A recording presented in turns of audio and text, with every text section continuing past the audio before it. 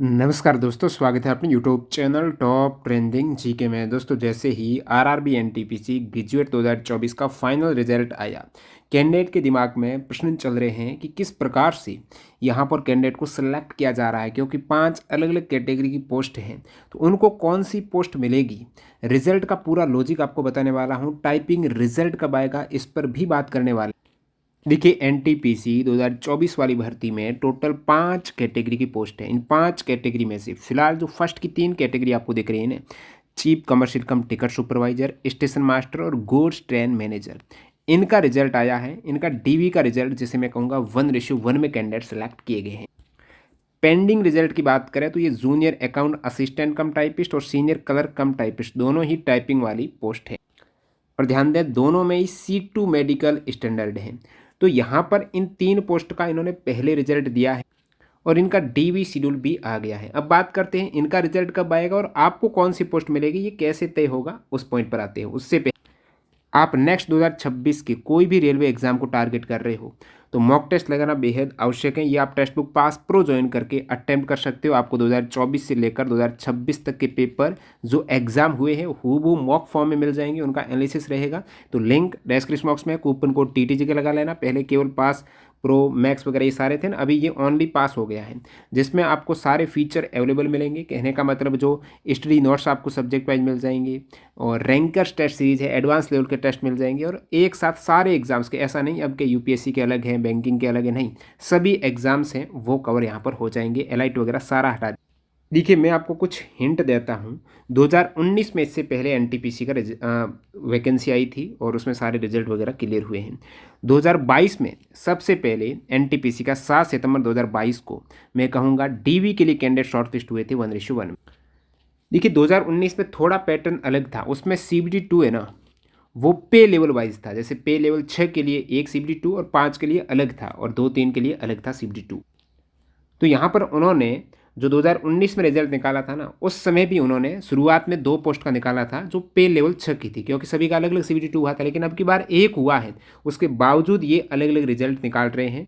इसके पीछे की भी वजह बताऊंगा लास्ट में। इससे पहले ये आप जानेंगे तो 7 सितंबर 2022 को पे लेवल 6 का रिजल्ट आया था और उनका डीवी शेड्यूल वगैरह सारा तय हो गया और उसके बीच में डीवी हो गया। और 15 नवंबर को, देखिए 7 सितंबर से 15 नवंबर को इनका पैनल भी आ गया, फाइनल रिजल्ट भी आ गया। 15 नवंबर को रिजल्ट आने के बाद 23 नवंबर को लेवल 5 की रिजल्ट यहाँ पर जारी हो। तो कहने का मतलब उनका उद्देश्य ये था कि जो कैंडिडेट लेवल 6 में असफल हो गए थे, किसकी वजह से, मेडिकल स्टैंडर्ड की वजह से, उनको लोअर मेडिकल स्टैंडर्ड में नेक्स्ट जो पोस्ट है टाइपिंग वाली, उनके लिए एलिजिबल माना जा रहा था, क्योंकि उनकी कट ऑफ इन वैकेंसीज़ में इन पोस्ट से ज़्यादा है। तो उस केस में वो इन पोस्ट के लिए भी एलिजिबल थे टाइपिंग वाली। सो उनका रिजल्ट बाद में आया, शुरुआती लेवल 6 का रिजल्ट फाइनल होने के बाद में। अब की बार की स्थिति की बात करूँ, जैसे आप मुंबई का देखेंगे, ये मुंबई का रिजल्ट आया है। किसमें, कौन सी कैटेगरी, कैटेगरी 1, 3, 2। अब कैटेगरी कौन, 1 नंबर कैटेगरी है आपके चीफ कमर्शियल कम टिकट सुपरवाइजर, 2 नंबर है स्टेशन मास्टर और 3 नंबर है GTM गुड्स ट्रेन मैनेजर। इन 3 कैटेगरी का आप देखेंगे तो GTM में कोई भी CBAT या टाइपिंग नहीं है, केवल सीधा ही फाइनल रिजल्ट है आया है। और चीफ कमर्शियल कम टिकट सुपरवाइजर में भी फाइनल आया है। बाकी स्टेशन मास्टर में आपका CBAT भी हुआ है और ये 2 टाइपिंग वाली पोस्ट है जिनका अभी तक रिजल्ट नहीं आया है। अब मेडिकल स्टैंडर्ड देखेंगे आप, तो ये जो B2 है, A2, A2, ये तीनों ही पोस्टों में ये टफ मेडिकल स्टैंडर्ड हैं और C2 वाला लोअर मेडिकल स्टैंडर्ड है, चश्मा सहित भी यहाँ पर चल जाएगा। अब रेलवे वालों ने क्या किया है कि शुरुआत में इन 3 पोस्ट का रिजल्ट दे दिया। एक बात और मैं क्लियर कर देता हूँ, ये जो 2024 वाली भर्ती है, इसका जब CBT फर्स्ट का रिजल्ट आया था ना, उसमें भी कैटेगरी वाइज अलग अलग कट ऑफ। देखिए, CBT 2 सभी के लिए कॉमन हुआ है। मान लेते हैं यहाँ पर कोई कैंडिडेट है कैटेगरी नंबर 2 स्टेशन मास्टर की, पहले से ही बाहर हो गया क्योंकि इसकी कट ऑफ सबसे अधिक थी। अब वो CBT 2 में अब कट ऑफ गई है ना फाइनल स्टेशन मास्टर की। हालांकि उन्होंने CBAT नहीं दिया है क्योंकि CBAT के बेस पर फाइनल कट ऑफ जाती है। लेकिन यहाँ पर मैं बात कर लेता हूँ कैटेगरी 1 की, जो चीफ कमर्शियल कम टिकट सुपरवाइजर की है। ये आपका GTM की है। कोई कैंडिडेट मान लेते हैं कि इस कट ऑफ को भी क्रॉस नहीं कर रहा था। ये जो कट ऑफ है ना सीबीटी फर्स्ट की, ये पार कर रहा था। अब भले ही उनके सीबीटी टू में इतने अच्छे मार्क्स हो कि वो जीटीएम की फाइनल कट ऑफ को क्रॉस कर रहा है, उसके बावजूद वो एलिजिबल नहीं है, क्योंकि उनको शुरुआत में ही सीबीटी फर्स्ट में इन 2 पोस्ट के लिए एलिजिबल माना जा रहा था। मान लेते हैं कि किसी कैंडिडेट के 72 मार्क्स थे तो ये दोनों पोस्ट के लिए एलिजिबल था। अब किसी कैंडिडेट के मान लेते हैं कि 80 मार्क्स थे तो ये सारी पोस्ट के लिए एलिजिबल है। इन्होंने सीबीएटी भी दिया है और सीबीटी टू की मार्क्स के बेस पर उनका फाइनल हो रहा है। वो सीबीटी फर्स्ट में सारी पोस्ट के लिए एलिजिबल था, और जो शुरू में ही सीबीटी फर्स्ट में ही बाहर हो गया है कुछ पोस्ट में, इन तीनों पोस्टों में, तो उनके भले ही सीबीटी टू में कितने ही अच्छे मार्क्स हो, फाइनल में ये पोस्ट उनको नहीं मिल रही है। ये चीज़ इस कट ऑफ से क्लियर है, क्योंकि इसका मैंने टेलीग्राम पर एक कैंडिडेट से मैसेज के ज़रिए भेजा था कि ऐसा कोई कैंडिडेट है जिनकी सीबीटी फर्स्ट में केवल टाइपिंग वाली पोस्ट क्लियर हो रही थी, लेकिन अभी सीबीटी टू का जब ये फाइनल रिजल्ट आया है उनका ये जीटीएम जैसी पोस्ट में हो रहा, तो ऐसा कैंडिडेट का कोई रिप्लाई नहीं मिला, मतलब वो ऑलरेडी इन पोस्ट के लिए बाहर हो गई। अब मैं एक ऐसे कैंडिडेट की बात कर रहा हूँ जिनके मार्क्स इन सभी कैटेगरी में कट ऑफ क्रॉस हो रही हैं। जैसे अभी मैं आरआरबी मुंबई की बात कर लेता हूँ, ये फाइनल कट ऑफ गई है कैटेगरी 1, 3, 2 में। अब ऐसा कोई कैंडिडेट होगा जिनके ये हाईएस्ट कट ऑफ आपको दिख रही है 82 है, 82 से ज़्यादा मान लेते हैं 83, तो 83 वाला इन तीनों कैटेगरी पोस्ट के लिए एलिजिबल है। क्योंकि आप जो लिस्ट देखते हो ना, ये जो कैंडिडेट सेलेक्ट हुए इस लिस्ट में ऐसा नहीं है कि आपको ये कैटेगरी मिली है, और शुरुआत में ही पूरा डिस्क्रिप्शन यहाँ पर इन्होंने विवरण दिया है कि आपको कब कौन सी कैटेगरी मिलेगी। तो इसको भी आप डिटेल में देखेंगे तो मैं आपको बता देता हूँ कुछ पॉइंट्स हैं यहाँ पर, कि यहाँ पर जो आपको नीचे रोल नंबर दिए गए हैं ना, तो कोटि संख्या 1, 2, 3 इनके लिए शॉर्ट लिस्टेड उम्मीदवार के रोल नंबर दिए गए हैं। किसी एक कोटि का, कोई भी एक कोटि में हुआ है सिलेक्टेड, उस कैंडिडेट का रोल नंबर है, लेकिन ये नहीं मेंशन है कि कौन सी कैटेगरी में वो हुआ है। कोटि संख्या 1 और 3 के लिए उम्मीदवार, क्योंकि 1 और 3 में आपका सीबीटी जो सीबीएटी है वो नहीं हुआ है, तो सीबीटी टू के मार्क्स के बेस पर चयन हुआ। और कोटि संख्या 2 है जो कि आपकी स्टेशन मास्टर की है, इसमें सीबीएटी हुआ, तो सीबीटी टू के 70% और सीबीएटी के 30% के आधार पर मेरिट है। और कैटेगरी 1 से कैटेगरी 5 के, अब आपको पता है टोटल 5 टाइप की कैटेगरी है। किसी विशेष पद के लिए उम्मीदवार और क्षेत्रीय रेलवे के लिए उम्मीदवार की अंतिम अनुशंसा, मतलब कौन सी विशेष कैटेगरी में कैंडिडेट सेलेक्ट हो रहा है, उनके सीबीटी कंप्यूटर आधारित टाइपिंग कौशल जांच योग्य अयोग्य के परिणाम प्रकाशित होने के बाद भेजी जाएगी।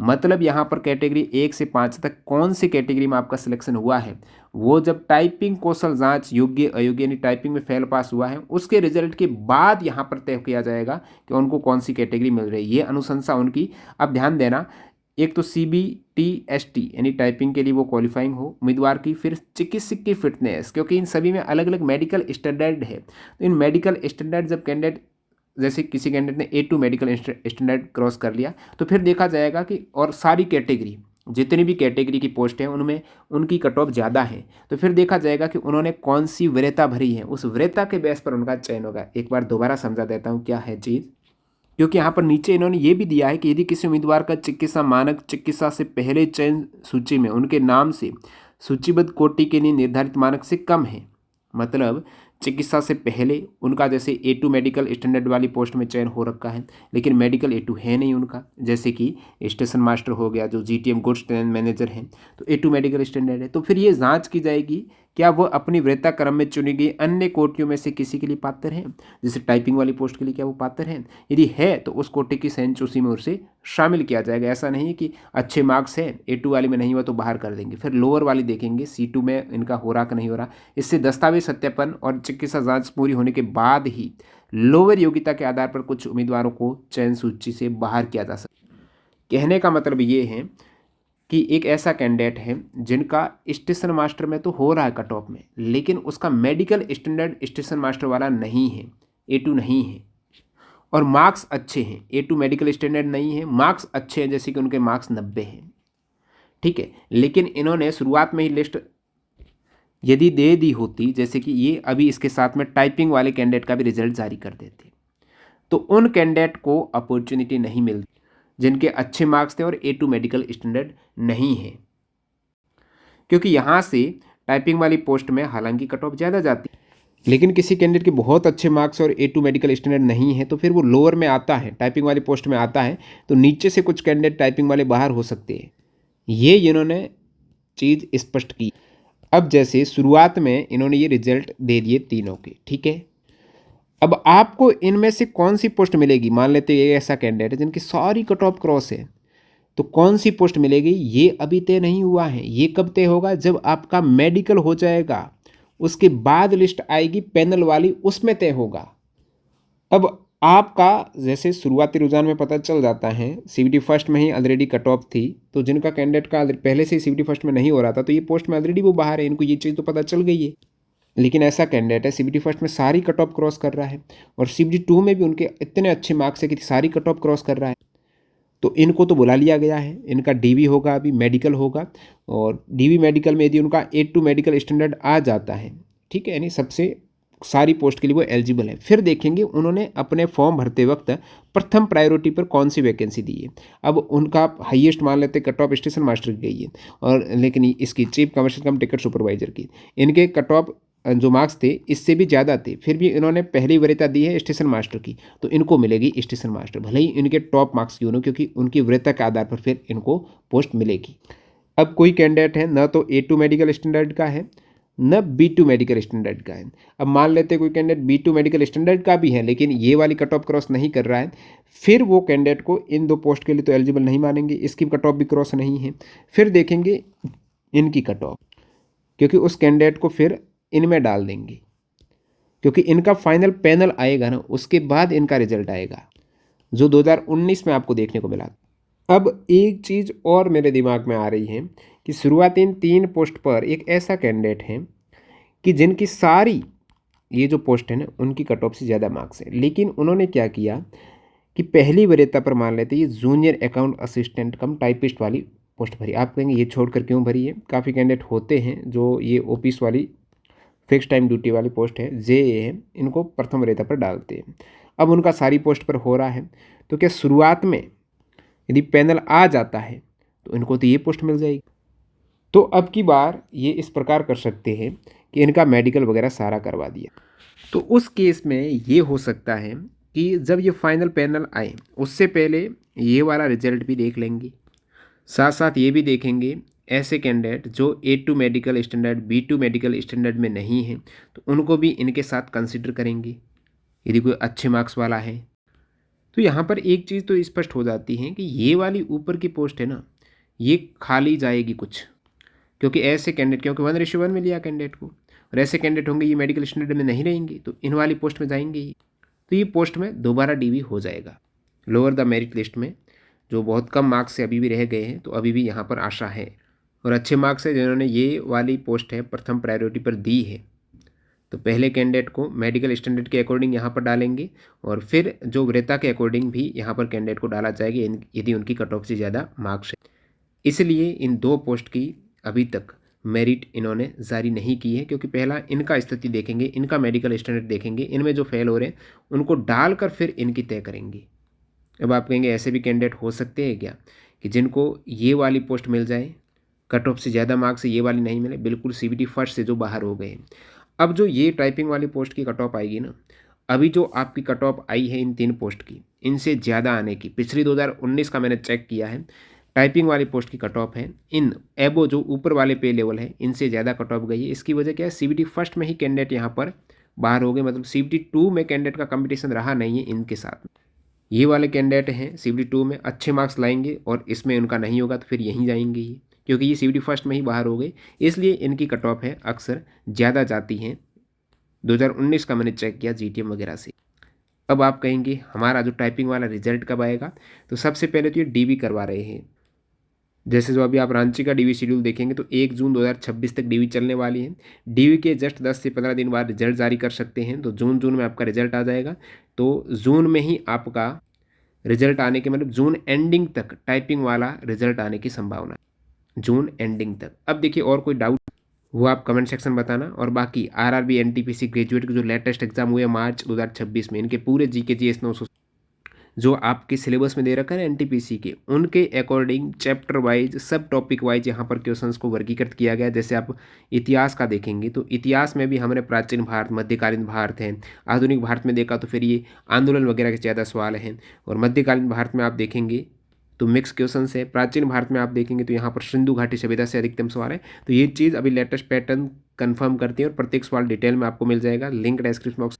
ई बुक आप हमारी वेबसाइट और ऐप से डाउनलोड कर सकते हो। टीटीजी के कूपन कोड लगा लेना। इसी टाइप से आपको ग्रुप डी में जो साइंस के क्वेश्चन है 101 शिफ्ट में 27 चैप्टर में एनसीईआरटी के वर्गीकरण एक्स्ट्रा फैक्ट ऐड किए, आप देख सकते हो। क्लिक हियर करेंगे तो ये एनसीईआरटी के चैप्टर वाइज पर्सन है आपके समक्ष।